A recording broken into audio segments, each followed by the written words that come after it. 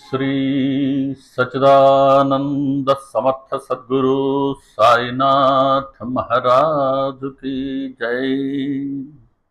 गुरुमध्ये स्थितं विश्वं विश्वमध्ये स्थितो गुरुः गुरुर्विश्वं न चान्योऽस्ति तस्मै श्री गुरवे नमः तस्मै श्री गुरवे नमः।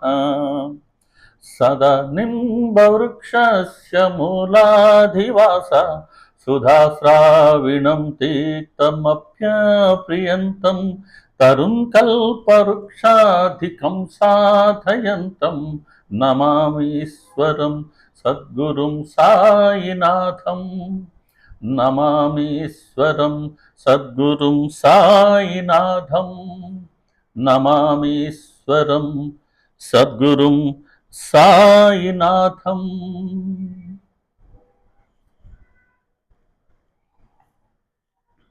శ్రీ సాయిబాబా అండి, అందరికీ నమస్కారం। మనం గురు పౌర్ణమి రోజున ఆదివారం రోజు షిరిడీలో సత్సంగం చేసుకుంటూ ఒక విషయాన్ని బాబాగారు స్ఫురింప చేసినంత వరకు దర్శించుకుంటూ ఉన్నాం కదా, అది బాబాగారి వైభవం। అందులో ఆ రోజు 1 గంటకి మన ఐఫోన్లో స్టోరేజ్ అయిపోవడం వలన ఖచ్చితంగా గంటకి అది కట్ ఆఫ్ అయిపోయింది రికార్డింగ్। సో ఈరోజు ఆ భాగాన్ని బాబాగారు అటు మిగతా భాగాన్ని బాబాగారు స్ఫురింపు చేసినంత వరకు ఈరోజు మనం దర్శించుకుందాం। కాకుంటే ఒక్కసారి అవకాశం ఉన్నవాళ్ళు ఆ రోజు గురువారం అంటే మన ఆదివారం రోజు మనం ఏం చెప్పుకున్నామో ఒక్కసారి విని తిరిగి మళ్ళీ ఈ ఎపిసోడ్ కనుక వింటే బాగుంటుందని నా విజ్ఞప్తి। లేదు క్లుప్తంగా నేను మనం అప్పుడు ఏమి చర్చించుకున్నామో బాబాగారు ఏ మేరకు ఆ రోజు మనకు స్ఫురింపు చేశారో ఆ విషయాన్ని మనం ముందు క్లుప్తంగా నేను వర్ణిస్తాను, చాలా క్లుప్తంగా। బాబాగారి వైభవం, బాబాగారిలో ఉన్న నిరాడంబరతే వారి ఆధ్యాత్మిక వైభవం అని ఆ రోజు చెప్పుకున్నాం।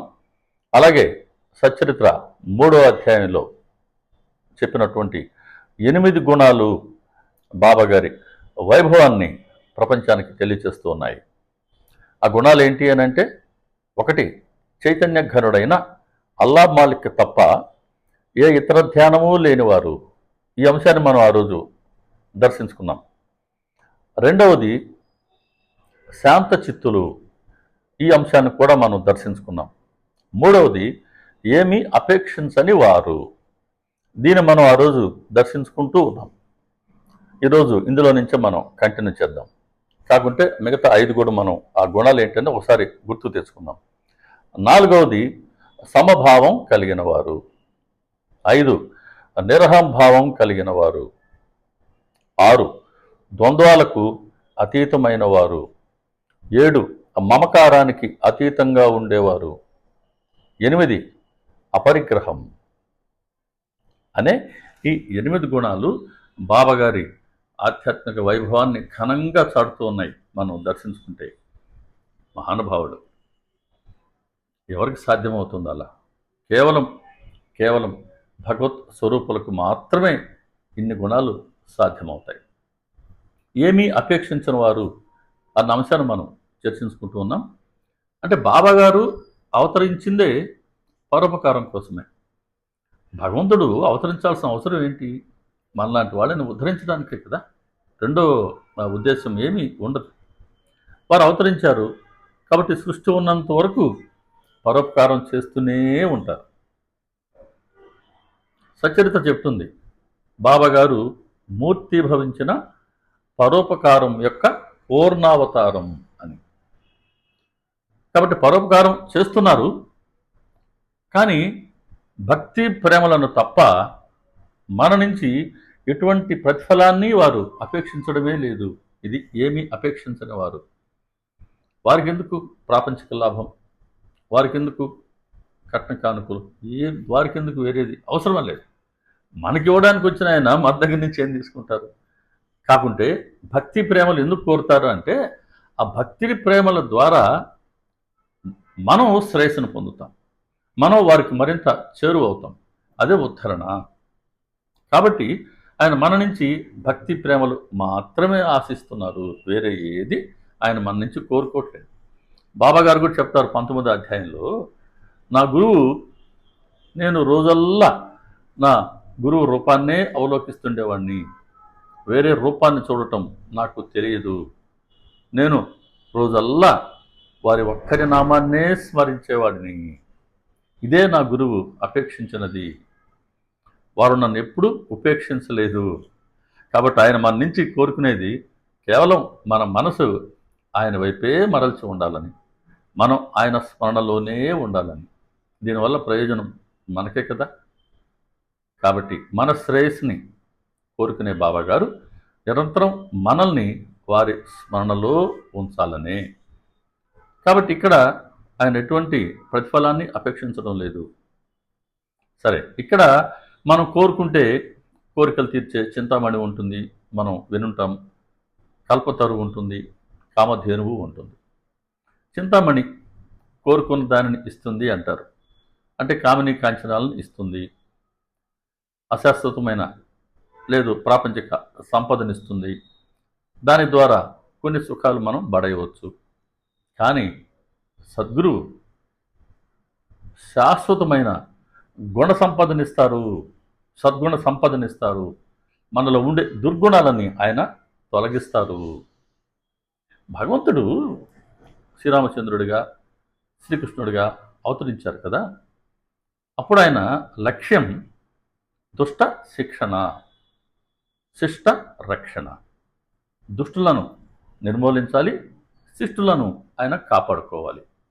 కలియుగంకి వచ్చేసరికి ఆ పరబ్రహ్మే, ఆ భగవంతుడే సద్గురువులుగా ఎందుకు అవతరిస్తున్నారు అని అంటే, సద్గురువు లక్ష్యం దుష్టులను సంహరించడం కాకుండా మనలో ఉండే దుష్టత్వాన్ని నిర్మూలించటం. ఈ లక్ష్యంతో వచ్చారు కాబట్టి వారు ఎలా ఆచరించాలో వారి జీవితంలో ఆచరించి మనల్ని వారి దగ్గరికి రప్పించుకొని వారి ఆచరణను మనం గమనించేలా చేసి మనకు కొన్ని ప్రాపంచ కోరికలు తీర్చి క్రమక్రమంగా వారి దారిలోకి తీసుకువెళ్ళి చక్కటి బోధతో మనలో ఉండే దుర్గుణాలను వారు తొలగించి సద్గుణ సంపదను అనుగ్రహిస్తారు. ఇంతకు మించిన పరోపకారం ఏముంటుందండి? ప్రయత్నించి చూస్తే తెలుస్తుంది. ఒక్క మనిషిలో ఉండే, అది మన భాగస్వాములం కావచ్చు, లేదా మన బిడ్డలు కావచ్చు, లేకపోతే మన తోడబుట్టిన వాళ్ళలో కావచ్చు, ఒక్క చెడు గుణాన్ని మనం తొలగించగలమా? సాధ్యమవుతుందా? చాలా కష్టం. కానీ కోట్లాది మంది బాబాగారి ఆశ్రితులలో ఉన్నటువంటి దుర్గుణాలను ఆయన తొలగిస్తూనే ఉంటారు. మనలో ఉండే దుర్గుణాలు సహజంగా కామం, క్రోధం, లోభం, మోహం, మదం, మత్సరం. కామం ఎలా, ఆయన ఒక ఎగ్జాంపుల్ తీసుకున్నాం మనం నానాసాహెబ్ చంద్రకర్ గారి అనుభవాల్లో. వారిలో ఉండేటువంటి ఆ కామభావాన్ని బాబాగారు ఎలా తొలగించారో మనం దర్శించుకున్నాం. క్రోధం కూడా చంద్రకర్ గారి అనుభవాన్నే తీసుకున్నాం. ఇంటికి వచ్చిన ఆ భిక్షగత్తెని ఆయన కోప్పడటం, బాబాగారు దాన్ని తప్పని చెప్పడం మనం దర్శించుకున్నాం. అలా క్రోధాన్ని ఆయన తొలగించడాన్ని మనం దర్శించుకున్నాం. తర్వాత లోభం, సచరిత్రలో 16, 17 అధ్యాయాల్లో వచ్చే లోభి అయిన షావుకార్, ఆయనకి బ్రహ్మజ్ఞానం కావాలి అని బాబాగారు వద్దకు వచ్చారు. కానీ బాబాగారు చేయబదులుగా కోరుతున్న 5 రూపాయలు ఇవ్వలేకపోయారు. అతడి జేబులో 250 రూపాయలు ఉన్నప్పటికీ ఆ పాత్ర ద్వారా బాబాగారు స్పష్టంగా చెప్పారు, అయ్యా, నీ అహంకారం తొలగిపోనంత వరకు, నీ మనసు వాసన రహితం కానంత వరకు, లోభం నిర్మూలమవనంత వరకు నీవు కోరుకున్న బ్రహ్మజ్ఞానం నీ మనసులో నాటుకోదు. ఆ పాత్ర ద్వారా మనందరికీ తెలియచేస్తుందా మన అహంకారం నిర్మూలం కావాలి, మన మనసులో ఎటువంటి వాసనలు లేచి మాత్రంగానైనా ఉండకూడదు, మనలోని లోభం మనం తొలగించుకోవాలి అని ఆ కండిషన్స్ అన్నీ మనకు కూడా వర్తించేవే కదా. కాబట్టి లోభాన్ని అక్కడ బాబాగారు తెలియచేస్తూ, ఆ లోభం మనలో జనరల్గా మనందరిలో ఉండే ఒక సహజమైన అవగుణం, మానవులలో ఉండే సహజమైన అవగుణం లోభం. ధనం పట్ల మితిమీరిన వ్యామోహం, ఎంత ఉన్నా ఇంకా కావాలి అనుకోవడం. క్షమించండి. అలాగే ఉన్నదానిని కూడా, భగవంతుడు ఇచ్చిన దానిని కూడా సరైన దిశలో సత్కర్మలకు కూడా కైంకర్యం చేయటానికి మనసు వెనకాడటం, ఇలాంటివన్నీ లోభానికే వస్తాయి. ఈ లోభాన్ని తొలగించడానికే మన నుంచి ఆయన దక్షిణ కోరుతున్నారు. దక్షిణ కోరేవారు దా అంటే దక్షిణ. ఇలా లోభాన్ని ఎలా తొలగించాలో మనం దర్శించుకున్నాం. అక్కడ బాబాగారి బోధన దర్శించుకున్నాం. ఇంకా తర్వాత కామం, క్రోధం, లోభం, ఈ మూడింటిని బాబాగారు ఆయన చాలా టార్గెట్ చేశారు మన సచ్చరిత్రలో. అదే లక్ష్యంగా చెప్పారు ఆయన. కారణం ఏంటి అని అంటే కామం, క్రోధం, లోభం, ఈ మూడు కూడా నరకానికి ప్రవేశ ద్వారాలు. వీటిలో గనక నువ్వు ప్రవేశించావా అంటే, వీటి గనక నువ్వు పాల్పడ్డావా, వాటిని గనక తొలగించుకోలేకపోయినావా, ఆత్మే నాశనం అవుతుంది. కాబట్టి తస్మాత్ ఈ మూడింటిని వెంటనే త్యజించండి అని సద్గురువు స్పష్టమైన బోధ. భగవద్గీతలో శ్రీకృష్ణ పరమాత్మ చెప్పింది అదే, మన సచ్చరిత్రలో 14వ అధ్యాయంలో బాబాగారు చెప్పింది కూడా ఈ మూడు అవగుణాలని తొలగించుకోండి. ఇంతవరకు మనం దర్శించుకున్నాం. ఇప్పుడు 4వది మోహం. నా కుటుంబం, నా భార్య, నా భర్త, నా పిల్లలు, నా ఆస్తిపాస్తులు, నా వాహనం, నా వస్తువు, ఇలా అన్నిటికీ నా నా అని వాటి పట్ల మనకుండే ఇష్టత, మోహం, అదొక బంధం. ఈ మోహాన్ని బాబాగారు ఎలా తొలగించారో దీనికి ఉదాహరణగా భక్త మహల్సాపతిని తీసుకుందాం. భక్త మహల్సాపతి బాబాగారు షిరిడీకి రాకముందే మంచి విరాగి ఆయన. వారి గురించి కూడా మనం కొన్ని అంశాల్లో చెప్పుకున్నాం. అటువంటి మహల్సాపతి గారికి వారు తెలిసిందే మనకు, ఆయన ఖండోబా ఆలయ పూజారి. వంశపారంపర్యంగా ఖండోబా ఆలయంలో వాళ్ళు సేవించుకునేవాళ్ళు. ఈయన ఖండోబా సేవ చేసుకుంటూ ప్రతిరోజు మందిరానికి వెళ్ళంగానే అక్కడ ఒక శాలువ ఉండేది. ఆ శాలువను ఆయన ధరించి నిత్య పూజ, ఇతర కార్యక్రమాలు, అనుష్ఠానం చేసుకునేవారు. మళ్ళీ ఆ శాలువని మందిరంలో పెట్టేసి వీరు ఇంటికి తిరిగి వచ్చేసేవారు. ఆ శాలువ పట్ల ఆయనకి చాలా ఇష్టం. ఆ చాలా ఇష్టతనే మోహం అనేది. మరి ఇటువంటి విరాగిలో ఉన్నటువంటి ఆ వస్తువు పట్ల ఉన్న చిన్నపాటి మోహాన్ని కూడా బాబాగారు తొలగించదలుచుకున్నారు. ఎలా జరిగిందంటే, ప్రతిరోజు ఆ శాలువ మందిరంలో ఉండేది కదా, ఒక రాత్రి దొంగలు పడ్డారు, ఆ శాలువని తస్కరించారు. ఉదయం వెళ్ళి చూసుకున్నారు మహల్సాపతి. అయ్యో, నా శాలువ పోయిందే, నా అండర్లైన్, నా శాలువాన్ని ఎవరో తీసుకెళ్లారే అని ఎంతగానో ప్రయత్నించాడు. దాని గురించి పోపిడి తెలుస్తుందేమో అని. ఆహా, ఎక్కడ పోపిడి దొరకలేదు. పాపం వెతికి వెతికి ఆయన అలసిపోయారు. మనసులో నా శాలువ పోయిందే, నా శాలువ పోయిందే అనేది ఉన్నది. 4 అమ్మాయిలు మహల్సాపతి గారికి. 2 అమ్మాయిల్ని ఆ పక్క నుండి ఏదో ఒక గ్రామంలో ఇచ్చుంటారు. ఆ అమ్మాయి, ఇద్దరిలో ఒక అమ్మాయి వెళ్ళి ఆ కాలువ గట్టు వద్దకు వెళ్ళి బట్టలు శుభ్రం చేసుకుంటూ ఉంది. వాషింగ్ ఆ రోజుల్లో అలాగే చేసుకునేవాళ్ళు, కాలువలో లేకపోతే ఏటుకో వెళ్ళి అక్కడ వాళ్ళు బట్టలు ఉతుక్కునేవాళ్ళు. అలా ఆ అమ్మాయి వెళ్ళి బట్టలు ఉతుక్కుంటూ ఉంది. అదే సమయంలో వేరే ఎవరో వచ్చి బట్టలు ఉతుక్కుంటూ ఉన్నారు. ఆ బట్టల్లో వీళ్ళ నాన్నగారి శాలువా ఉంది. అమ్మాయి గుర్తుపట్టింది. వెళ్ళి అడిగింది, ఏమండి ఈ శాలువా మీకు ఎక్కడిది? మాకు ఫలానా వాళ్ళు ఇచ్చారండి, ఆ ఊరు వాళ్ళే అని ఆవిడ చెప్పారు. వెంటనే ఈవిడ వెళ్ళి అప్పట్లో గ్రామాధికారి పటేల్ ఆయన వద్దకు వెళ్ళి ఒక కంప్లైంట్ చేసింది. అయ్యా, ఇలా ఇది మా నాన్నగారిదండి, వాస్తవానికి ఇది వీరి వద్ద కనబడింది, ఎవరిచ్చారు మీకు అని అంటే ఫలానా వాళ్ళు ఇచ్చారు అంటున్నారు, కాబట్టి మీరు విచారించి మా నాన్నగారి శాలువని మాకు తిరిగి ఇప్పించవలసింది అని ఈమె పోయి ఒక కంప్లైంట్ చేశారు అక్కడ గ్రామ పటేల్కి. వెంటనే ఆయన దాని మీద చర్య తీసుకున్నారు. ఎవరైతే అమ్మారు అని ఈ కొన్నవారు చెప్పారో అతన్ని పిలిపించి అతన్ని అడిగారు, ఈ వస్తువు ఎక్కడిది? చెప్పలేకపోయాడు. ఆయన అరెస్ట్ చేశారు. పోలీస్ ఆ, అప్పట్లో ఉన్నటువంటి పోలీస్ వాళ్ళ నియంత్రణలో పెట్టి అతన్ని అదుపులో ఉంచి మాల్సాపతి గారికి కబురు చేశారు. అయ్యా, మీదిగా చెప్పబడుతూ ఉన్న ఒక శాలువ ఇక్కడికి వచ్చిందండి మా దృష్టికి.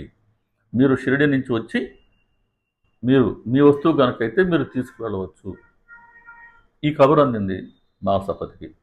మరి ఈయన చాలా సంతోషం అయిపోయింది.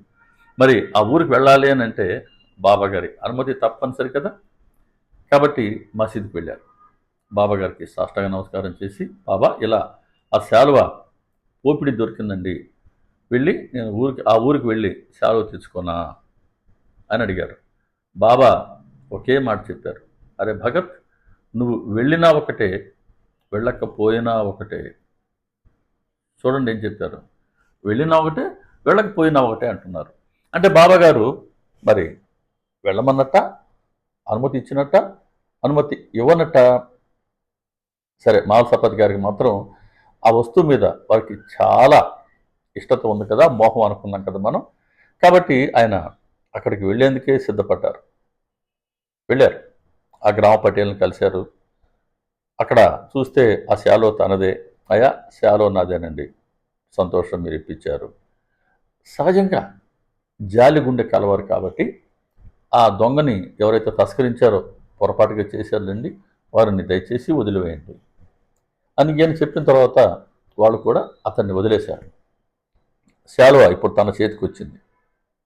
మరి షిరిడికి వచ్చేయాలనంటే మరి ఆ పోయిపడి వచ్చిందే తన కూతురి ద్వారా కదా. కాబట్టి ఆ ఊరికి వెళ్ళి, వాళ్ళ ఇంటికి వెళ్ళి అమ్మాయిని పలకరించి వద్దామని అమ్మాయి ఇంటికి వెళ్ళాడు. సరే, అమ్మాయి కాళ్ళు కడుక్కోను చెంబులో నీరిచ్చింది, కాళ్ళు కడుక్కున్నారు, లోనకి వెళ్ళి కూర్చున్నారు. అమ్మాయి అత్తగారు వచ్చి పలకరించారు, అన్నయ్య గారు బాగున్నారా అన్నారు. ఆ మాట ఈ మాట మాట్లాడుతూ, అన్నయ్య గారు, ఈ శాలువ చాలా బాగుందండి, నేను తీసుకోనా అన్నారు. ఏం చేయాలి ఇప్పుడు మాల్సాపతి గారు? కాబట్టి వెంటనే ఆ శాలువను ఆవిడకి ఇచ్చేసి షిరిడికి తిరిగి వచ్చేసారు. బాబాయ్ ఏమన్నారు, నువ్వు వెళ్ళినా ఒకటే, వెళ్ళకపోయినా ఒకటే రా భగత్ అన్నారు కదా. ఇప్పుడు అర్థమైంది. కాబట్టి బాబాగారి మాటలు ప్రతి ప్రతి అక్షరంలో అర్థం ఉంటుందండి. ప్రతి మాట సత్యమవుతుంది. కాకుంటే అప్పటికప్పుడు అవి అస్పష్టంగా ఉన్నప్పటికీ, మనకేదో ఆ అర్థం కాకపోయినప్పటికీ, సమయానికి సరిగ్గా అవి కార్యాన్ని సాధించిన తర్వాత మనకు స్పష్టత వస్తుంది. బాబాగారు ప్రతి మాట ఇలాగే ఉంటుంది. సచ్చరిత్రలో ఉన్న ప్రతి మాట ఇలాంటిదే. ప్రతి మాట వాస్తవానికి మన అనుభవానికి వచ్చే తీరుతుంది. అందుకే హేమంత్ పంత్ గారు చెప్పారు, అనుభవ సిద్ధమైన గ్రంథం ఇది అని రాశారు ఆయన ముందే, ఆయన సంకల్పించుకున్నప్పుడు. కాబట్టి అలా ఆ శాలువ పట్ల మాల్సాపతి గారిలో ఉన్నటువంటి ఆ చిన్నపాటి అడ్డంకిని, మోహాన్ని తొలగించారు బాబా. బాబాగారి శిక్షణలో వస్తూనే కాదండి, కాకాసాహెబ్ దీక్షిత్ గారు, అది ఒక ఫోటో వారిదే. కాకాసాహెబ్ దీక్షిత్ గారిలో కూతురు పట్ల కూడా, కూతురి మరణాన్ని కూడా ఆయన అత్యంత సహజంగా స్వీకరించగలిగేంత స్థైర్యాన్ని కలిగించారు బాబాగారి శిక్షణలో. ఆయన అటువంటి మానసిక స్థితిని పొందారు. దీన్ని కూడా మనం ప్రస్తావించుకుందాం. కాకాసాహెబ్ దీక్షిత్ గారు బాబాగారికి సత్ శిష్యుడు. ఆయనకి ఒక అమ్మాయి ఉండేది, వత్సలి. ఈ వత్సలి చిన్నతనంలో ఇంట్లో వెల్లెపార్లలో వారి గృహం ఉండేది, దీక్షిత్ గారిది. ఈ పాప ఆడుకుంటూ ఉండింది. స్టీల్ అలమైరా ఉండిందంట అక్కడ. ఆ అలమైరాలో ఆ అమ్మాయి ఆడుకునే బొమ్మలు పెట్టుండింది వాళ్ళ అమ్మగారు. అమ్మాయి బొమ్మలు తీసుకుందామని అలమైరా ఎక్కబోయింది. అలమైరా తన పైన పడింది. స్టీల్ అలమైరా ఎంత బరువు ఉంటుందో అది ఆ అమ్మాయి పైన పడింది. ఏమై ఉండాలి? చిన్నపిల్ల, బహుశా 4-5 ఏళ్ళు ఉండొచ్చు. ఏమై ఉండాలి? కానీ బాబా దయ, దీక్షిత్ గారు షిరిడీలో బాబాగారు వద్ద ఉన్నారు. కాకా, నీ బాధ్యత అంతా నాదే అన్నారు ఆయన. అటువంటి అండర్టేకింగ్ వారు ఇచ్చిన తర్వాత మన పూర్తి బాధ్యత వారే వహిస్తారు. నీ భారాన్ని మోపు నా పాదాల చెంత నేను మోస్తాను అన్నారు కదా. దీనికి బెస్ట్ ఎగ్జాంపుల్స్ అనేకం అనేకం ఉన్నాయి. అలా ఒక బెస్ట్ ఎగ్జాంపుల్, మంచి ఉదాహరణ దీక్షిత్ గారి ఆ, వారి చరిత్ర. ఆ అమ్మాయికి ఏం కాలేదండి, ఏదో చిన్నపాటి గాయమైంది, అలా ఒక చిన్నపాటికి గాజు పెంకో ఏదో గీసుకున్నట్టుగా చిన్నపాటి గాయంతో బయటపడింది. మరి ఆ రోజు అలా కాపాడారు బాబా. తర్వాత తర్వాత దీక్షిత్ గారి భార్య, దీక్షిత్ గారి అమ్మాయి వచ్చి షిరిడీలో దీక్షిత్ వాడాలో ఉన్నారు. బహుశా ఆ పాటికి ఆ అమ్మాయికి 8-9 ఏళ్ళు వచ్చి ఉంటాయి. షిరిడీలో ఉండగా ఆ అమ్మాయికి జ్వరం వచ్చింది, ఫీవర్. సరే ఫీవర్ కదా అనుకున్నారు, కానీ రోజు రోజుకి వ్యాధి, జ్వరం తీవ్రత ఎక్కువ అవుతూ ఉంది. సరే ఆ అమ్మాయి అంటే దీక్షిత్ గారి భార్య అమ్మాయికి కూతురికి వైద్యం చేద్దాం అన్నారు. చాలామంది ఇతర భక్తులు కూడా దీక్షిత్ గారు అమ్మాయికి వైద్యం చేయించరా అంటే, మనం షిరిడీలో ఉన్నామండి, బాబా గారి సన్నిధిలో వారి చరణాల వద్ద ఉన్నాం, వారికి తెలియకుండా ఏదైనా ఉంటుందా, అన్నీ వారే చూసుకుంటారు అని ఆయన ఎటువంటి వైద్యానికి ఆయన మొగ్గలేదు. రోజులు గడుస్తూ ఉన్నాయి, వ్యాధి తీవ్రత, జ్వర తీవ్రత అమ్మాయికి పెరుగుతూ ఉంది. కొందరికి భయం వేస్తుంది ఏమవుతుందో అని. ఒకరోజు ఉదయం బాబా గారు శ్యామని అడిగారు మసీదులో, అరే శ్యామ, దీక్షిత్ కూతురు చచ్చిపోయిందా అన్నారు. చచ్చిపోలేదా అన్నారు ఆయన. ఒక్కసారిగా శ్యామ ఉలిక్కిపడ్డాడు. దేవా, మీరు అమ్మాయిని కాపాడతారు, రక్షిస్తారని మేమందరం అనుకుంటూ ఉంటే ఇటువంటి అశుభకరమైన మాట మీరు మాట్లాడటం తగునా అన్నారు. లేదురా శ్యామ, అమ్మాయి రేపు చనిపోతుంది. బాబాగారి శాసనం, సాక్షాత్తు పరబ్రహ్మ వారు ఒక మాట చెప్పిన తర్వాత దానికన్నా భిన్నంగా జరుగుతుందే. ప్రక్కరోజు ఆ అమ్మాయి చనిపోయింది. ఇక అమ్మాయి చనిపోయేసరికి తల్లి కదా, తల్లి తల్లి పాత్ర, తల్లి తర్వాత ఎవరైనా, తల్లి హృదయం తట్టుకోలేకపోయింది. అయ్యో నా బిడ్డ చనిపోయింది, ఎటువంటి చికిత్స మనం వైద్యం అందించలేకపోయినామే అని ఎంతో బాధ, అసలు ఆమెను కంట్రోల్ చేయలేకపోయారట, ఎవరు ఓదార్చలేకపోయారట. తల్లి కదా మరి. కాపర్డే గారి డైరీలో చదవండి, ఆయన రాశారు, ఆవిడని మాత్రం ఎవరూ ఆపలేకపోయినామండి, కానీ దీక్షిత్ గారు మాత్రం ఆ అమ్మాయి మరణాన్ని ఆయన చాలా సహజంగా భరించారు, స్వీకరించారు. ఆయన ముఖంలో ఎటువంటి దుఃఖం, ఆవేదన లేనే లేదు. ఆయన ముఖం మామూలుగా ఉండేలాగానే ప్రశాంతంగా ఉంది. ఎలా సాధ్యమైంది అంటే, ఆయనలో ఆ మోహాన్ని, అటాచ్మెంట్ని తొలగించారు బాబా.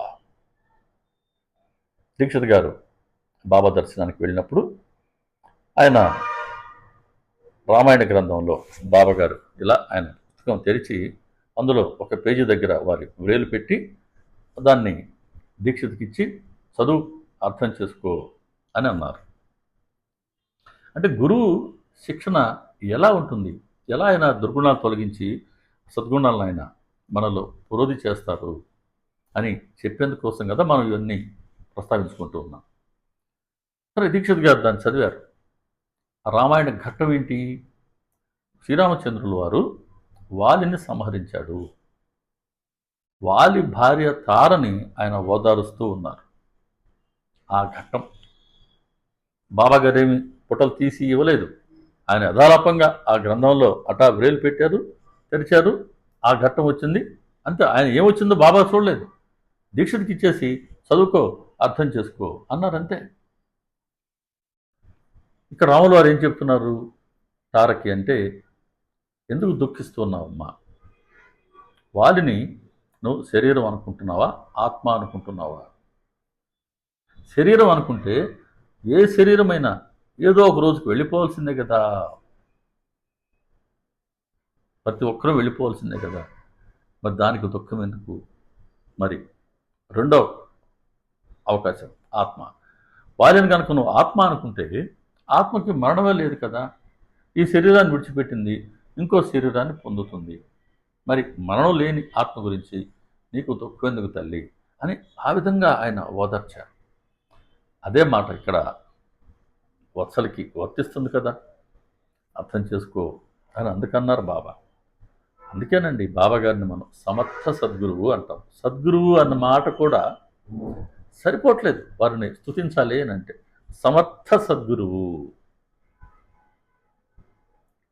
తర్వాత అంటే వత్సలకి ఆ అమ్మాయి బతుకున్నప్పుడు బాబా గారు ఒక 2-3 రోజుల ముందు చనిపోతున్నానగా స్వప్నంలో కనపడి, అమ్మా ఎందుకు నువ్వు ఒంటరిగా ఈ వాడలో పడున్నావు, రా నా గురుస్థానంలో శాశ్వతంగా ఉందో కానీ అని చెప్పుంటారు.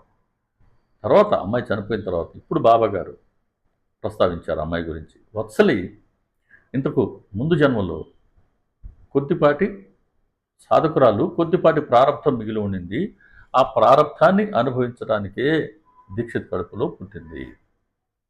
ఇప్పుడు అమ్మాయి ప్రారంధం తీరిపోయింది. వత్సలి ఎక్కడికి వెళ్ళింది? ఇక్కడ ఉంది. అంటే తమలో ఐక్యం చేసుకున్నాను అని తెలియచేశారు.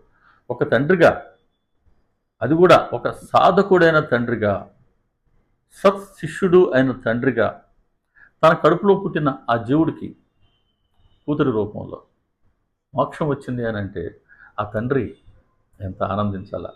సాధకుడు కాబట్టి, మోహం లేదు కాబట్టి అలా ఆయన దాన్ని ప్రశాంతంగా దాన్ని స్వీకరించారు యథాతథంగా.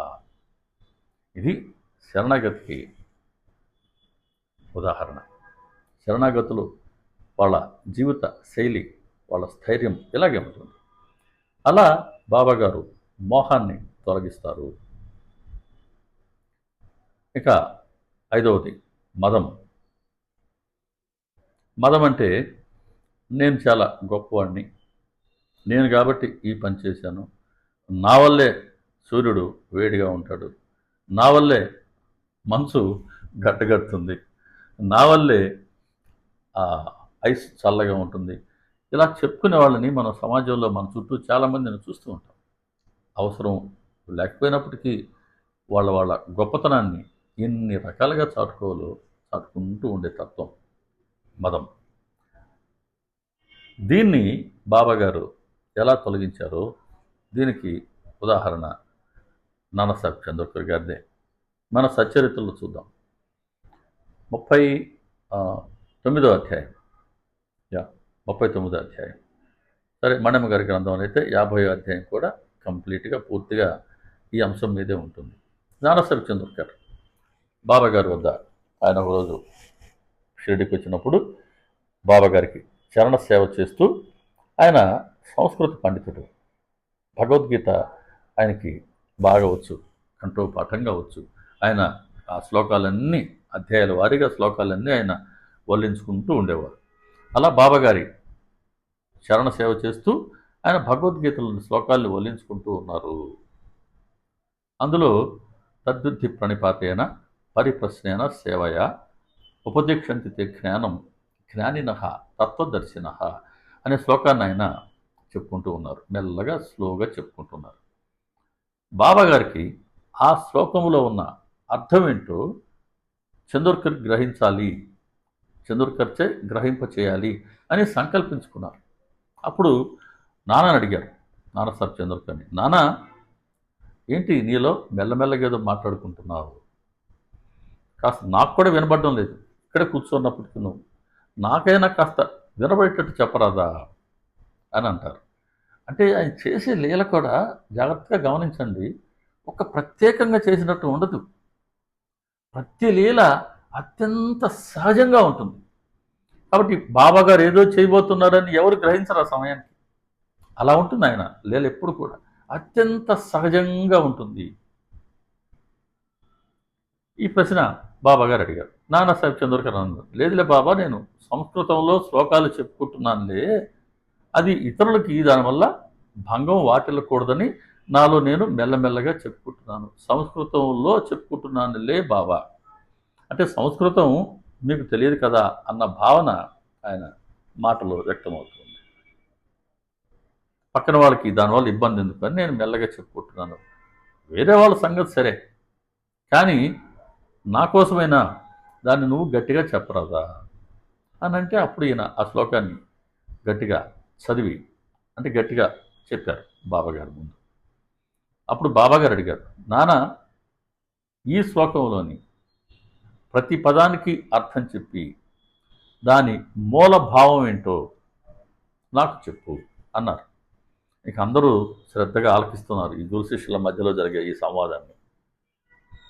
ఇలాగే ఉంటుంది. బాబాగారు ఒక చిన్న అంటే ఇక్కడ అయితే ఎటువంటి ఆధ్యాత్మిక ఆ, నేపథ్యం లేనటువంటి దగ్గర ఒక్కసారిగా అంటే సహజంగా పాదసేవ చేసుకుంటున్నారు. అటువంటి సందర్భాన్ని కూడా బాబాగారు ఎంత చక్కగా ఉపయోగించుకొని ఒక బోధని ఆయన అక్కడ అనుగ్రహించబోతున్నారు చంద్రకర్ పాత్ర ద్వారా మనందరికీ, విశ్వానికి. చంద్రకర్ చెప్తున్నాడు, మహాత్ముల్ని, జ్ఞానుల్ని వాళ్ళకి నమస్కారం చేసి, సాష్టాంగ నమస్కారం చేసి, వారి సేవ చేసి, వారిని కనుక ప్రశ్నిస్తే జ్ఞానులు జ్ఞానాన్ని బోధిస్తారు అని చెప్పారు ఆయన. సరే, బాబాగారు చెప్పారు. సరే నాన్న, దాంట్లో ప్రణిపాతం అని వచ్చింది, పరిప్రశ్న అని వచ్చింది, సేవ అని వచ్చింది కదా, వాటికి అర్థం చెప్పు అని. ప్రణిపాతం అంటే ఏంటి అన్నారు. ఈయన సంస్కృతంలే అన్నారు కదా బాబాకి ముందు చెప్తూ. ఇప్పుడు చూడండి, ప్రణిపాతం అంటే ఏంటి నాన్న అంటే ఈ శ్లోకార్థం చాలా డీటెయిల్గా లోతుగా ఉంటుంది. ఈ సబ్జెక్టు ఆ కోణంలో మనం పోవట్లేదు.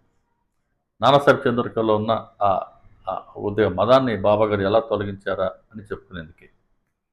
అంటే బాబాగారి ఉద్దేశం ఏంటంటే ఈ భావార్థం అందులో ఉన్నటువంటిది మూల శ్లోకంలో ఉన్న భావం. జ్ఞానులను కనుక మనం వారిని సాష్టాంగ నమస్కారం చేసి వారికి సేవ చేసి వారిని కనుక ప్రశ్నిస్తే జ్ఞానులు జ్ఞానాన్ని బోధిస్తారు అని చెప్పారు. దానికి బాబాగారు చెప్తారు, జ్ఞానం బోధించబడేది కాదు, వాక్కి పరిమితమైంది కాదు, అది అందరిలో సహజ సిద్ధంగా ఉన్నదే జ్ఞానం అంటే. కాకుంటే ఆ జ్ఞానాన్ని అజ్ఞానం అనే పొర కప్పివేసి ఉంటుంది. కాబట్టి మన గనక జ్ఞానులను గనక మనం అడిగితే వాళ్ళు అజ్ఞానం అంటే ఏంటో తెలియచేస్తారు. అజ్ఞానాన్ని తొలగించుకుంటే ఇంకా మిగిలింది జ్ఞానమే కదా అని బాబాగారు చెప్తారు అక్కడ. అందులో భాగంగా ప్రణిపాతం అంటే ఏంటి నాన్న అన్నాడు.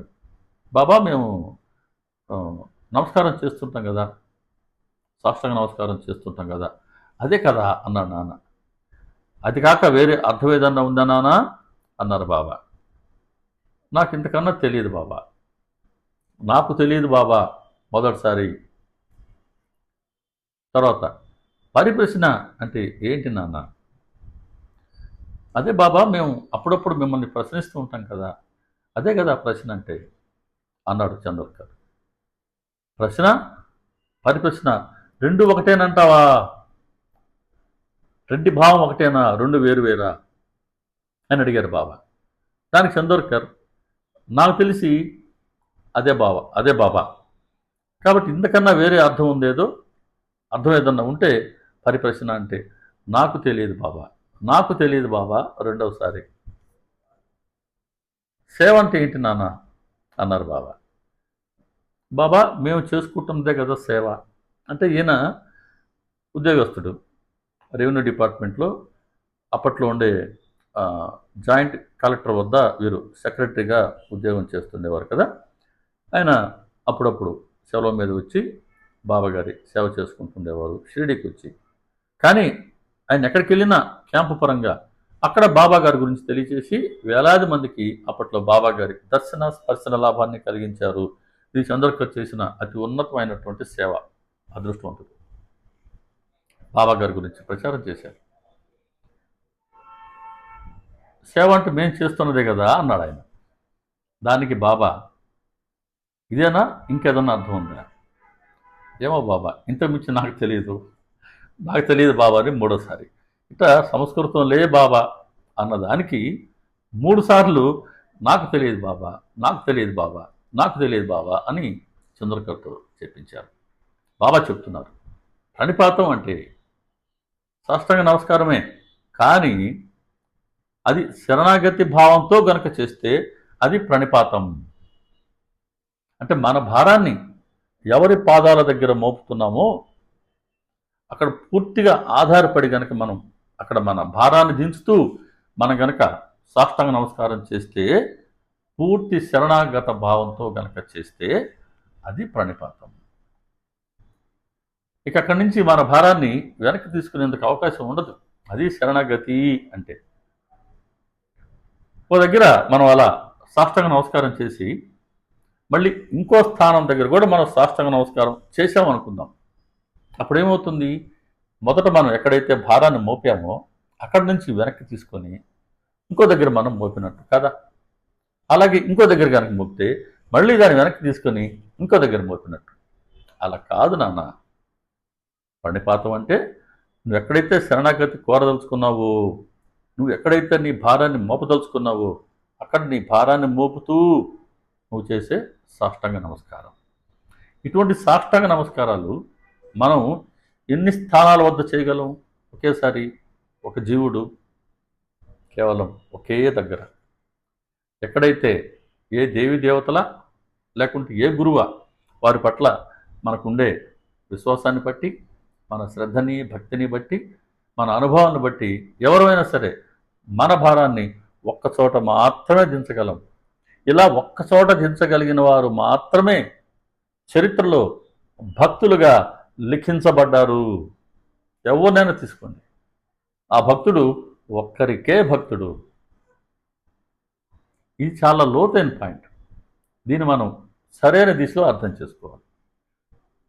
ఒకరికి భక్తుడు అని అంటే వేరే వాళ్ళ పట్ల వ్యతిరేక భావం ఉందని కానే కాదు. ఒక జీవుడు ఆ రుణానుబంధాన్ని అనుసరించి ఒక దేవి లేదా ఒక దేవుడు లేదా ఒక్క గురువుకే ఆయన అంకితం అవుతాడు.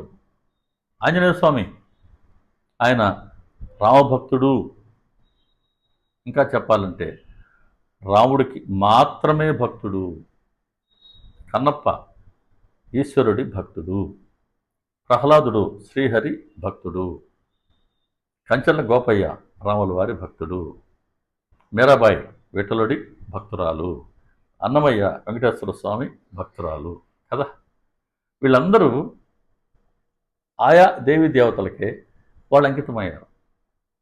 దీక్షిత్ గారు బాబా గారికి, మాల్సపతి గారు బాబా గారికి, మేఘశ్యాముడు బాబా గారికి, రాధాకృష్ణమాయి బాబా గారికి, అక్కడి నుంచి మన భరద్వాజ మాస్టర్ గారు, ఆలూరు గోపాలరావు గారు, ఈ మహానుభావులందరూ కూడా, పివి నరసింహస్వామి గారు, వీళ్ళందరూ కూడా బాబాగారి శరణాల వద్ద శరణాగతి పొందినటువంటి వారు కదా. కాబట్టి ప్రణిపాతం అంటే అలా పూర్తి శరణాగతి భావంతో మన భారాన్ని మోపడం. తర్వాత పరిప్రశ్న అంటే ఏంటి? చాలా చక్కగా ఉంటుంది. దీనికి సచ్చరిత్రలో ప్రశ్న ఎలా ఉంటుందో తెలియచేశారు, పరిప్రశ్న ఎలా ఉంటుందో కూడా తెలియచేశారు.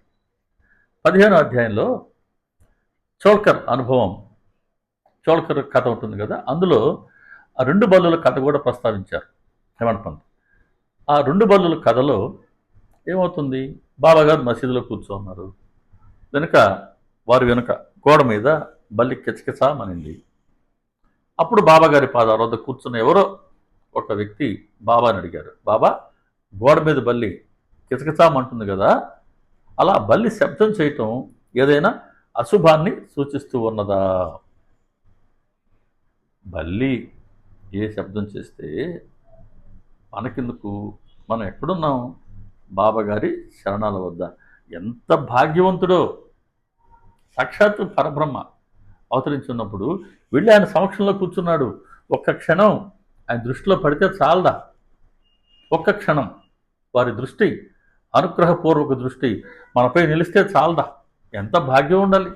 ఎన్ని జన్మల్లో చేసుకున్న సుకృతం ఉంటే భగవంతుడు అవతరించినప్పుడు వెళ్ళి వారిని దర్శించుకోగలం, వారి పాదస్పర్శను పొందగలం, వారి ఆశీర్వచనాన్ని, వారి అనుగ్రహపూర్వక దృష్టిని, వారి ద్వారా ప్రసాదాన్ని పొందగలం.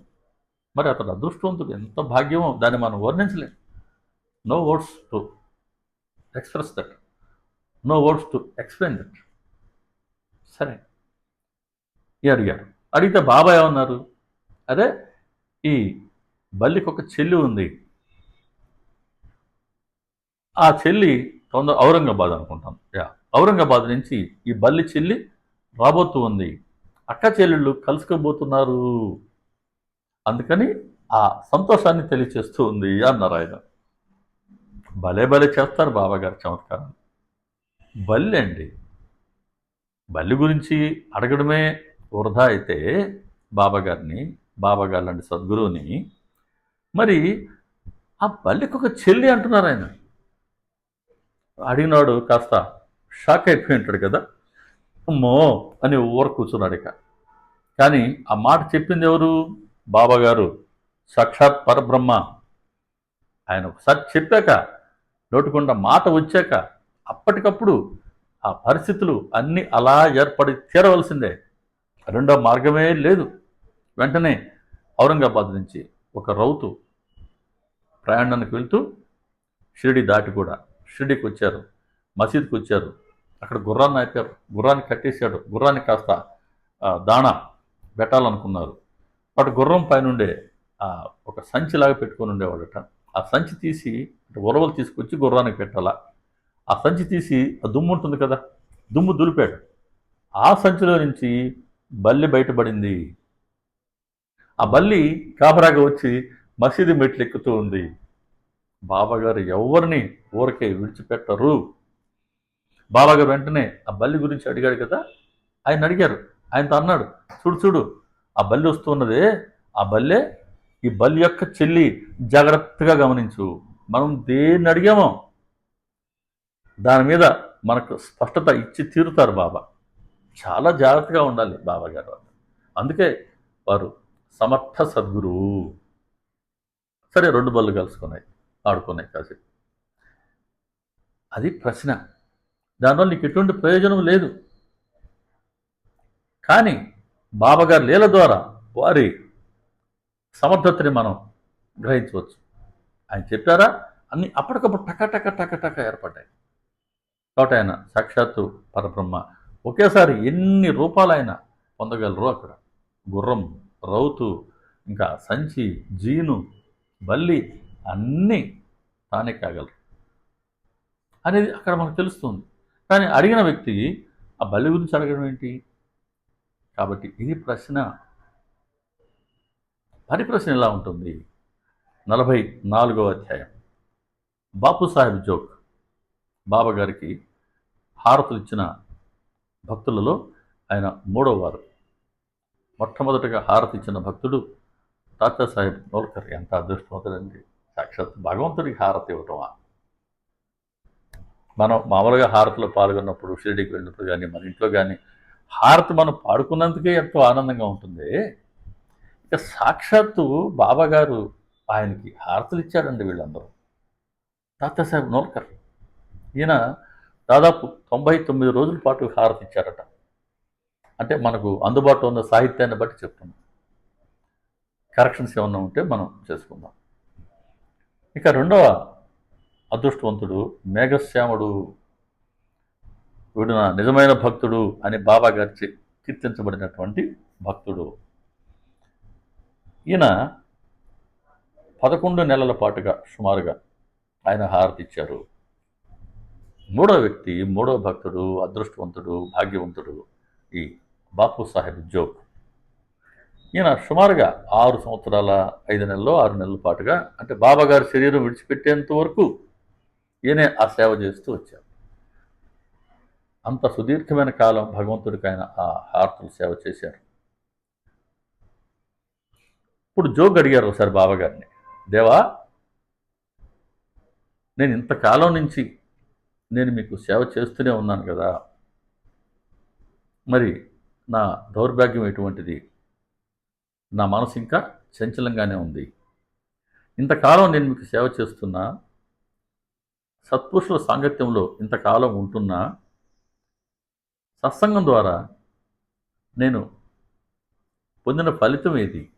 నా మనసు ఇంకా చంచలంగానే ఉంది, నా మనసు ఇంకా శాంతించలేదే, స్థిరంగా లేదే అంటే అన్ని సంవత్సరాల పాటుగా నేను మీకు అనన్యంగా సేవ చేస్తూనే ఉన్నా కూడా దేవా, నాకు ఇంకా ఒక స్థిరమైన మానసిక స్థితి రాలేదు, ఎందుకు ఇంకా చంచలంగానే ఉంది, నాది ఎంతటి దౌర్భాగ్యం అని ఆయన అయితే, దానికి బాబా గారి జవాబు, నీ మనసు నువ్వు స్థిరంగా ఉండాలని కనుక కోరుకుంటే, అంతటి భాగ్యం నీకు కనుక కావాలనుకుంటే, అంటే ముందు చెప్తాడు ఇక్కడ, ప్రాపంచిక బంధాలలో బంధింపబడిన వాడు అభాగ్యుడు, ప్రాపంచిక బంధాలను తొలగించుకున్నవాడు భాగ్యవంతుడు అని.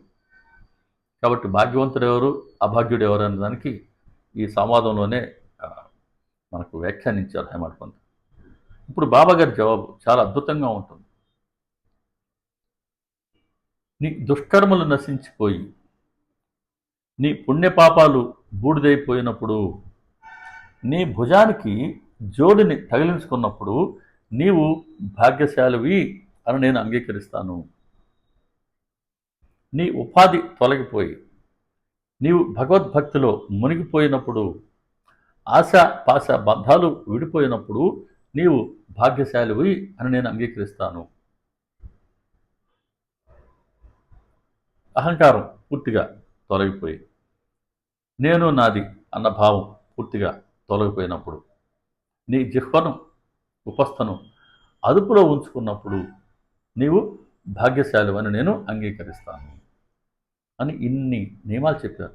అంటే కేవలం ఈ సేవ చేస్తున్నావు, అక్కడి నుంచి కూడా నువ్వు ఇన్ని గుణాలు సంతరించుకోవాలి.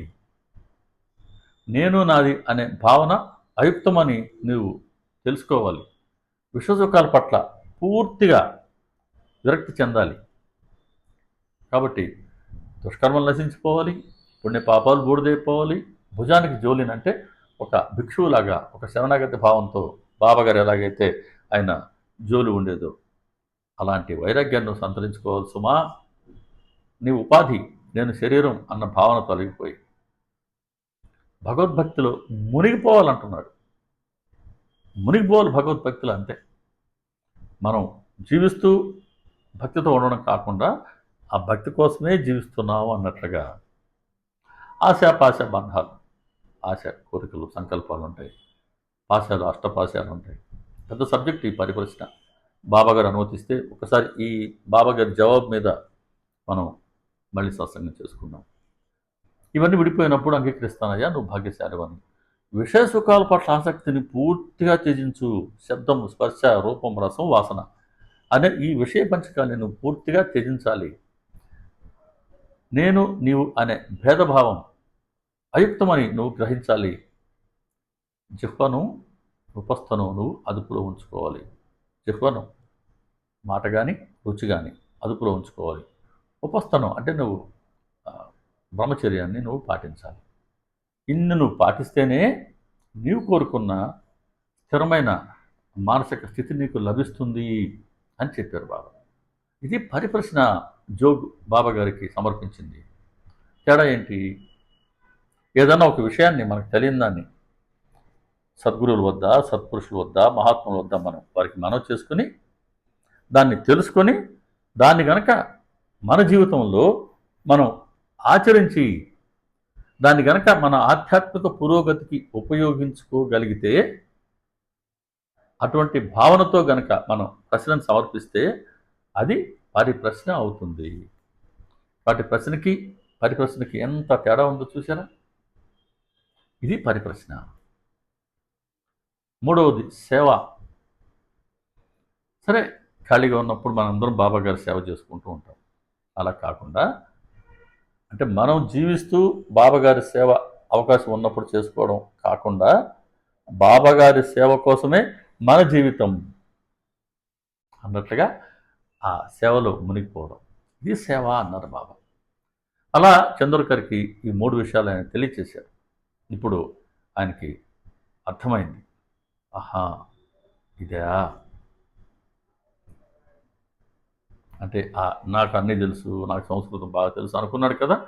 కాబట్టి నాకేం తెలియదు అని నేను గొప్పవాడిని, అటువంటి ఆలోచనే అది ప్రధానమైన అడ్డంకి. కాబట్టి దాన్ని బాబాగారు తొలగిస్తూ ఉన్నారు. ఇక చివరిది మత్సరం, పోలిక అండి. పోలిక సాధారణంగా మనం ఇతరులతో పోల్చుకుంటూ ఉంటాం, అవసరం లేకపోయినప్పటికీ. పోల్చుకుంటూ ఉంటే ఏమవుతుందంటే, చూడు ఒకప్పుడు వీళ్ళు మనలాగా ఉండేవాళ్ళు, ఇప్పుడు మనకన్నా ఎంతటి ఆ, డబ్బు సంపాదించారో, లేకపోతే ఎంతగా వాళ్ళు పేరు ప్రతిష్టలు సంపాదించుకున్నారు, చూడు మనలాగా ఉండేవాళ్ళు ఇప్పుడు ఈ స్థితిలో ఉన్నారే అని వాళ్ళ పట్ల మనకు ఏర్పడే అసూయ, జలసి, ఇది మత్సరం. దుర్యోధనుడికి పాండవుల పట్ల ఉన్న అసూయ, మంచి చెడు పూర్తిగా తెలిసిన వాడైనప్పటికీ ఆయన అసూయ నుంచి బయటపడలేకపోయాడు. దాంతో ఏమైంది, ఆయన ఆయన సోదరులు ఆయన అందరూ సర్వనాశనం అయ్యారు కదా. అలా ఎవరికైతే ఈ మత్సరం ఉంటుందో, అసూయ ఉంటుందో, వాళ్ళు నైతికంగా దిగజారిపోతారు. కాబట్టి ఎవరితోనూ పోల్చుకోవద్దు అంటారు బాబా. చాలా స్పష్టంగా చెప్తారు మన సచ్చరిత్రలో. రాముడు అంటే అసలు ఎవరితోనూ పోల్చుకోవద్దు అంటారు ఆయన. దీనికి ఒక ఎగ్జాంపుల్ చెప్తాను నేను. 10వ అధ్యాయంలో బాబా చెప్తారు, రాముడు రహీం ఇద్దరు ఒకటే, ఇద్దరి మధ్యలో కించిత్తైన భేదం లేదు. అటువంటప్పుడు భక్తుల మధ్య వైరం ఎందుకు, ఈ భక్తుల మధ్య ఆటంకం ఎందుకు? కాబట్టి ప్రేమతో హిందువుల్ని ముసల్మాన్లని ఏకం చేయండి, ఇలా చేయండి, శ్రీహరి మిమ్మల్ని చల్లగా రక్షిస్తాడు. కాబట్టి ఎవరితోనూ ఆయన పోల్చుకోవడం ఇష్టం ఉండదు. ఆయన కూడా ఎప్పుడు ఎవరితోనూ పోల్చుకునేవారు కాదు. మనం ఎవరితోనైనా భక్తులు పోల్చుకోవాలంటే కూడా అది బాబా గారికి ఇష్టం ఉండదు. కాబట్టి ఎటువంటి పోలిక ఎప్పుడూ వద్దంటారు బాబా. ఇలా ఈ దుర్గుణాల్ని తొలగించుకునే వైనాన్ని తెలియచేస్తారు బాబా. కాబట్టి చింతామణి అశాశ్వతమైనటువంటి సంపదని, సుఖాలను ఇస్తే బాబాగారు శాశ్వతమైన సద్గుణాలను ఇస్తారు, దుర్గుణాలను ఆయన తొలగిస్తారు. ఇక కల్పతరు, ఆ కల్పతరు చెట్టు, దాని కింద కూర్చొని మనం దేన్ని గనక కల్పించుకుంటే అవి వచ్చేస్తాయంట. పంచభక్ష పరమాన్నాలు కోరుకున్నాం అనుకో, వెంటనే చక్క వచ్చేస్తాయంట. కాబట్టి కల్పతరువు కల్పించిన వస్తువుని ఇస్తే సద్గురువు మనసు ఊహించని అటువంటి నిర్వికల్ప స్థితిని ఆయన కలిగిస్తారు. మనం సద్గురు పాటలో కూడా ఈ అంశాలన్నీ పేర్కొన్నాం. చింతామణి కోరినా దానినే ఇస్తుంది, కోరని దానిని సైతం ఇచ్చారు సద్గురువు, కల్పతరువు కల్పిత వస్తువునే ఇస్తుంది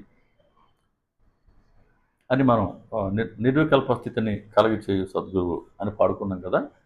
16వ అధ్యాయంలో వచ్చిన ఓవిలు అవన్నీ కూడా ఆ పాటలో పాడుకున్నాం. గురు పౌర్ణమి ముందు రోజు సద్గురు పాటలో పాడుకున్నాం. దాన్నే ఇక్కడ మళ్ళీ మనం చెప్పుకుంటూ ఉన్నాం. కాబట్టి సద్గురువు నిర్వికల్ప స్థితిని మనకు కలగజేస్తారు. నిర్వికల్పం, సంకల్పం ఉంటే వికల్పం ఉంటుంది, కోరిక ఉంటే దాని గురించి మన సంకల్పం ఆలోచించుకుంటూ ఉంటాం. కాబట్టి సద్గురువు మనల్ని ఎటువంటి కోరికలు లేనటువంటి నిష్కామ స్థితికి తీసుకెళ్తారు. కాబట్టి నిష్కాములుగా ఆయన మనల్ని మలుచుకుంటారు. ఎటువంటి సంకల్పం లేకుండా అటువంటి స్థితిని సంతరించుకునేలా చేస్తారు. సంకల్పం ఉండదు కాబట్టి వికల్పం కూడా ఉండదు. కాబట్టి ఇలా క్రమక్రమంగా వారి శిక్షణలో భక్తుడు లేదా శిష్యుడు నిర్వికల్ప స్థితిని పొందగలడు. ఇక చివరిది కామధేను. కోరిన కోరికనల్లా తీరుస్తుంది కామధేనువు.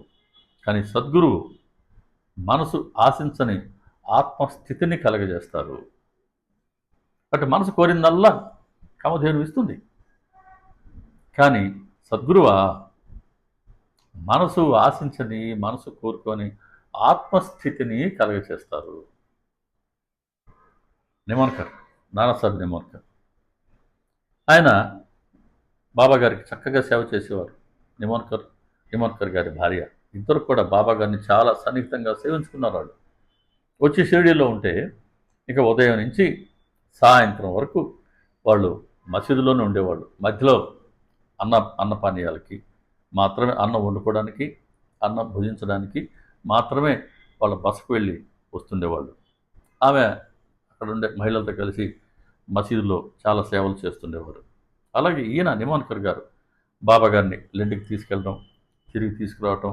అక్కడ బాబా గారు లెండికి వెళ్తూ వెనకాల ఈయన ఆ, గొడుగు పట్టుకొని ఉంటారు. మన భాగోజీ షిండే వెనకాల ఇటు గొడుగు పట్టుకొని ఉంటారు. బాబా గారు నిలబడి ఉంటారు. ఓ పక్క నిమాన్కర్ ఉంటాడు. ఇంకొక పక్క చేతులు సంచి పట్టుకొని తలంచుకొని బుట్టి ఉంటారు. ఆ చిత్రపటం గుర్తుకొచ్చింది కదా, నా దగ్గర లేదు, మీకు చూపిద్దామంటే. ఆ చిత్రపటం ఉంది. యా. సునీ, దూరంగా ఉంది. నేను రేపు చూపిస్తాను. ఆ, నిమన్కర్ అలా లెండికి తీసుకెళ్ళడం, బాబా గారిని తిరిగి ఆ, మసీదుకి తీసుకురావడం, ఇటువంటి సేవ చేస్తుండేవాడు. ఆయన చివరి అంటే నిమన్కర్ గారు ఆ, శరీరం విడిచిపెట్టడానికి ముందు 3 రోజులు ఆయన అందరిలోనూ బాబానే చూశారు. ప్రతి జీవులోను, ప్రతి ఒక్కరిలోనూ ఆయన బాబానే చూసేవాడు. చివరికి ఆయన భార్యలో కూడా. సో బాబా బాబా అంటుంటే, నేను మీ భార్యనండి అంటే, కాదు, నీలో నాకు బాబా గారే కనబడుతున్నారు, నువ్వు బాబావే, అంతే. అలా అందరిలోనూ బాబానే. అంటే నేను శరీరాన్ని కాను, నేను ఆత్మనని గ్రహించాను. ఎప్పుడైతే నేను ఆత్మ, మీరు ఆత్మ, ఇంకొకరు ఆత్మ అట్లా కనిపించే ప్రతిదీ ఆ పరమాత్మల అంశమే. కాబట్టి సర్వత్రా అందరిలోనూ బాబా గారే ఉన్నారు అనే స్థితిని ఆయన పొందారు. పెద్దలు భరద్వాజ మాస్టర్ గారు కూడా చివరిలో ఇటువంటి స్థితినే పొందారు అని నేను పెద్దల ద్వారా విన్నాను.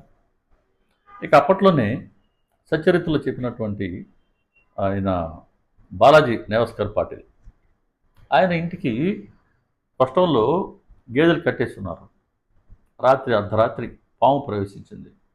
గేదెలు అరుస్తున్నాయి, పాము పొసుకుడుతూ ఉంది. అందరూ మేల్కొన్నారు. చూస్తే పెద్ద పాము పడగవిపోయింది. అందరూ భయపడ్డారు.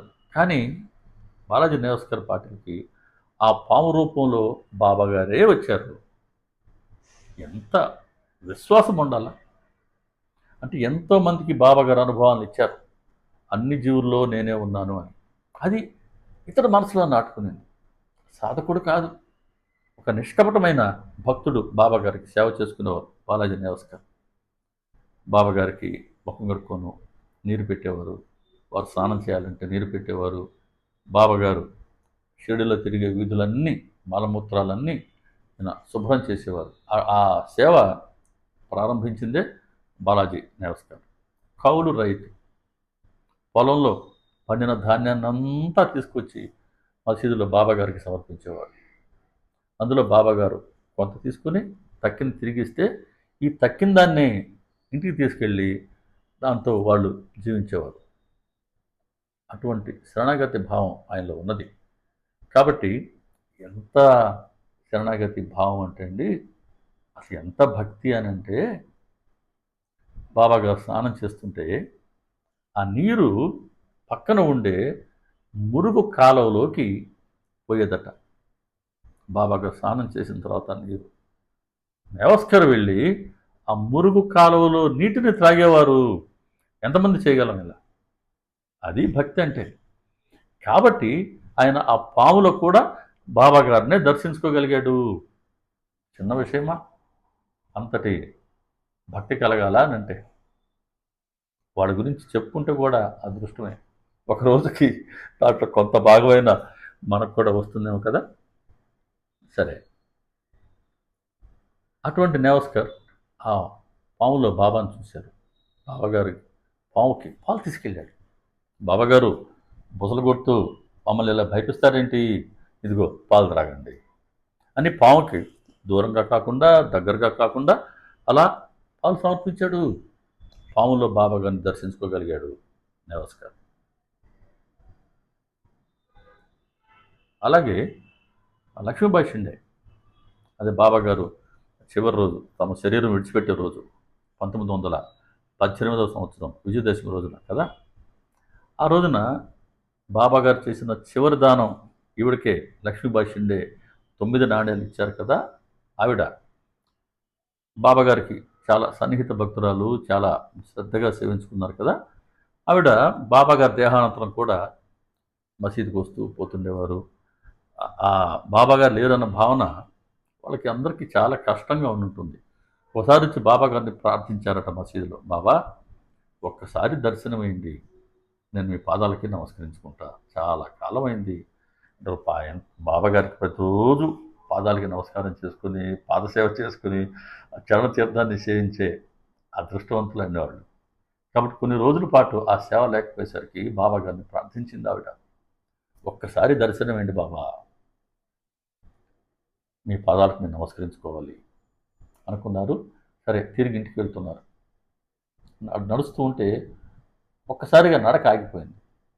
ఎందుకు ఆగిందని చూస్తే దారిలో పాము పడుకుని ఉంది. కేకలేదు, భయపడలేదు. ఆ పాము చెప్పారట, బాబా నేను మీ దర్శనం ఇస్తే నేను మీ పాదాలకు నమస్కారం చేసుకోవాలని ఉంది అని ప్రార్థించాను, కానీ మీరు ఈ పాము రూపంలో కనబడితే నేను ఎలా మీకు పాద నమస్కారం చేసుకోగలను అని నమస్కరించాను. అంటే ఆ పాములో కూడా బాబాని దర్శించగలిగేంత భక్తి విశ్వాసాలు ఆవిడ సొంతం కాబట్టే, ఆ అర్హత ఉంది కాబట్టే రోజు ఆవిడ తీసుకొచ్చిన పాయసం తినేవారు బాబా. చివరి దానం బాబా గారు ఆవిడకే చేశారు. ఎంత అదృష్టవంతురాలు. అలా వాళ్ళు ఆ ఆత్మస్థితిని అందరిలోనూ, అంటే ప్రతి జీవిలోనూ బాబా గారిని దర్శించుకోగలిగారు. దీక్షిత్ గారు కూడా అప్పట్లో వాడలో దీక్షిత్ గారు పై గదిలో పడుకునేవారు. మనలాంటి భక్తులు యాత్రికులు వచ్చి కింద పడుకునేవారు. నల్లులు విపరీతం షిరిడీలో. మామూలుగా బయట హోటల్స్లో కనుక దిగితే అప్పుడప్పుడు నల్లులు మనల్ని కూడా పలకరిస్తాయి. దేవస్థానం వాళ్ళ రూమ్లో కూడా నల్లులు విపరీతంగా ఉంటాయి. ఒకసారి మనవాళ్ళు మేమందరం వెళ్తే భయపడిపోయారు. మనవాళ్ళ బెడ్ నిండా నల్లులు ఉన్నాయండి. సరే, అప్పట్లో ఎవరో వచ్చి నల్లులు మందు కొడుతున్నారు, కిందంతా కొట్టారట. దీక్షిత్ గారి బెడ్ పైన ఉండేది కదా, అక్కడికి వెళ్ళి దీక్షిత్ గారిని అడిగారు, అయ్యా సార్, నల్లులు మందండి, కొట్టేస్తామండి, మీరు సుఖంగా నిద్రపోవచ్చు. దానికి ఆయన చెప్పారు, అయ్యో నల్లుల్లో బాబా ఉన్నారు కదా, నల్లిలో బాబా లేరా, ఉన్నారు కదా. సరే, నేను ఆరోగ్యంగానే ఉన్నా, రాత్రంతా నల్లుల ద్వారా ఒక అర్ధ గ్లాసు రక్తం పోతుందేమో, పోని మరి వాటి ఆహారం రక్తమే కదా, నా శరీరం ఆరోగ్యంగా ఉంది, ఆ కోల్పోయిన రక్తాన్ని మళ్ళీ అది తయారు చేసుకోగలదు. కాబట్టి నల్లుల్లో బాబా గారు ఉన్నారు, నల్లిని చంపకూడదు అని ఆయన చెప్పారు. నల్లిలో కూడా బాబాను చూడగలిగేంత స్థితి ఉంది కాబట్టి నీ భక్తి ఫలిస్తుంది, నీవు నిశ్చింతగా ఉండు, నీకోసం విమానాన్ని పంపి నిన్ను తీసుకువెళ్తాను అని బాబా చెప్పారు. అలాగే దీక్షిత్ గారిని తీసుకువెళ్ళారు. ఇలా కామధేనువు కోరిన కోరికనంతా తీరిస్తే మనసు కోరుకొని ఆశించని ఊహించని ఆత్మస్థితిని కలగచేస్తారు సద్గురువు. మరి ఎటువంటి ప్రతిఫలాన్ని ఆశించారు ఎవరి నుంచి అయినా? ఏమి లేదు. అది కాబట్టి ఏమి అపేక్షించని వారు అన్న అంశాన్ని మనం దర్శించుకున్నాం. తర్వాత ఇంకా సమభావం ఉంది, నిర్హంభావం ఉంది, ద్వంద్వాలకు మమకారానికి అతీతం అనేది ఉంది, అపరిగ్రహం అని ఉంది. ఈ ఐదింటిని తిరిగి రేపటి వీడియోలో మనం దర్శించుకుందాం. గంట అయింది, ఎక్కువసేపు వినాలంటే కూడా మీకు కూడా అవకాశం ఉండాలి కదా, వేరే పనులు అన్నీ ఉంటాయి. కాబట్టి గంట యాక్చువల్గా 40-45 నిమిషాలకే లిమిట్ చేద్దామని నాకు సంకల్పం, కానీ నా చేతులు ఏది ఉండదు. కాబట్టి గంట దాటింది. కాబట్టి ఖచ్చితంగా ఈ మిగతా అంశాలని బాబాగారు స్ఫురణిచ్చిన వారికి రేపటి వీడియోలో దర్శించుకుందాం. శ్రీ సచిదానంద సమర్థ సద్గురు సాయినాథ్ మహారాజ్ కీ జై. సర్వే జనా సుఖినో భవంతు, లోకా సమస్తా సుఖినో భవంతు, సమస్త సన్మంగళాని భవంతు. ఓం శాంతి శాంతి శాంతి. సర్వం శ్రీ సాయినాథార్పణమస్తు. శుభం భవతు. ఇతర భక్తులు కూడా మన ఛానల్ని పరిచయం చేయండి. శ్రీ సాయిబాబా అండి. అందరికీ నమస్కారం.